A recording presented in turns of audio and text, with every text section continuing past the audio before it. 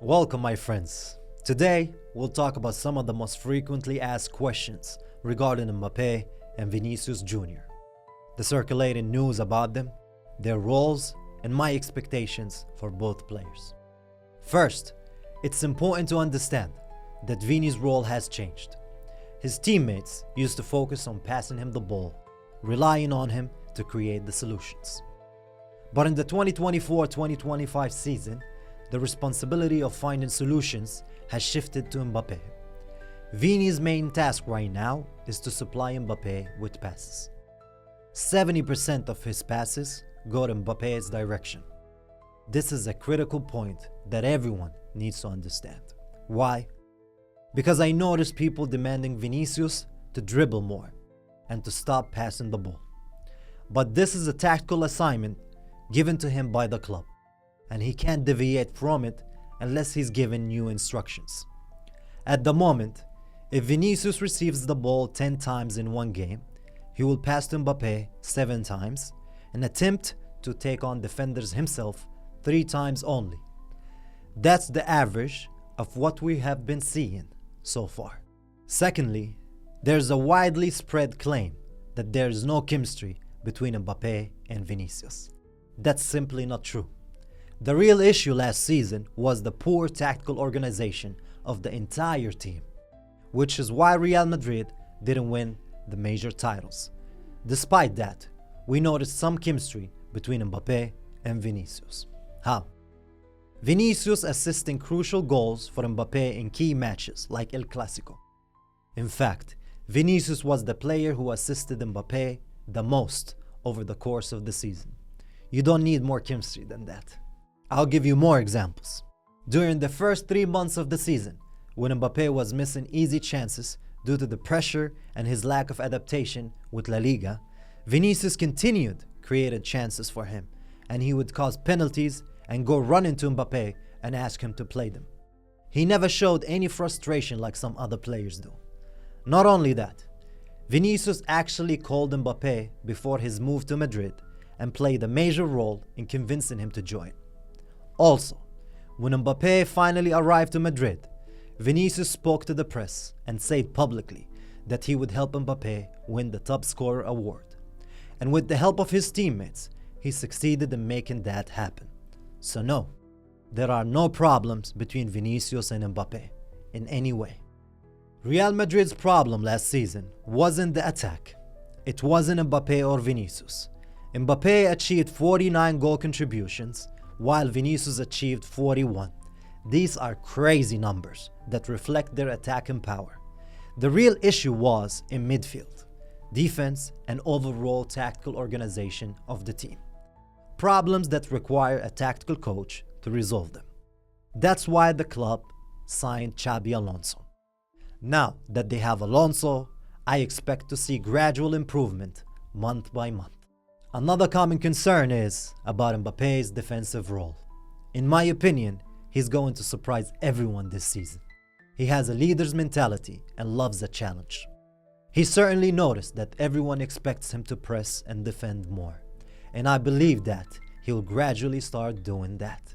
As for the rumors about Vinicius moving to the Saudi League, that's fake news. And every major platform that shared the news know that it's fake news, but they just want the clicks.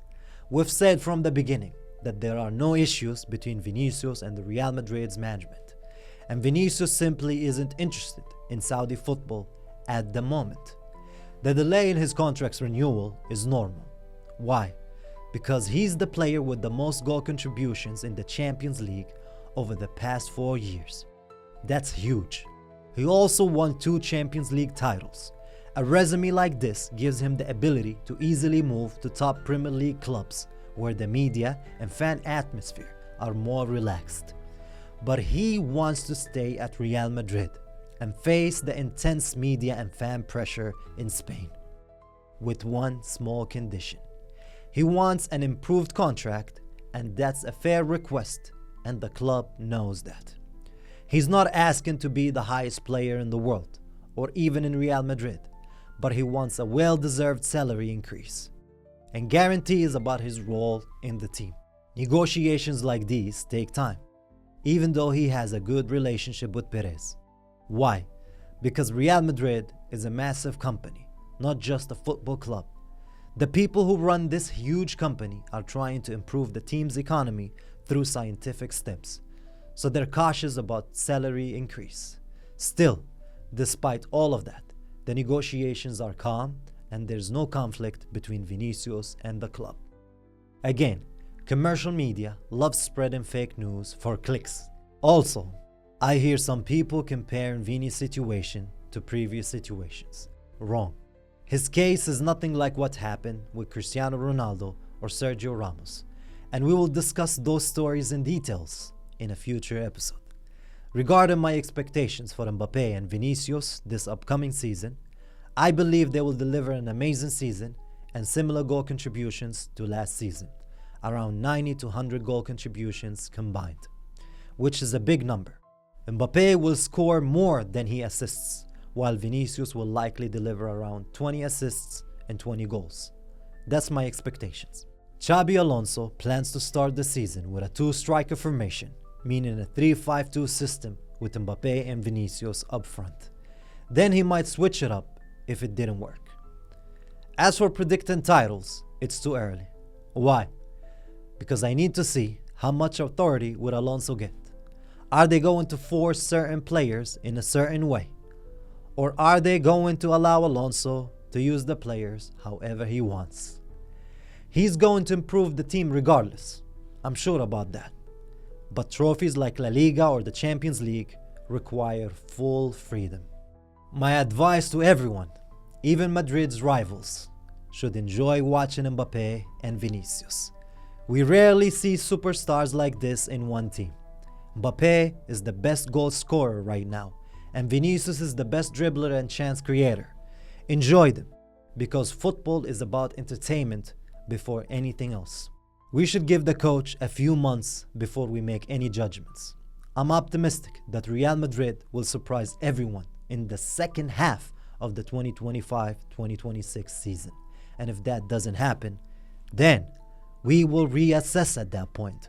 But for now, there's no reason to be negative and assume that certain players don't get along. Things are heading in the right direction. The best is yet to come.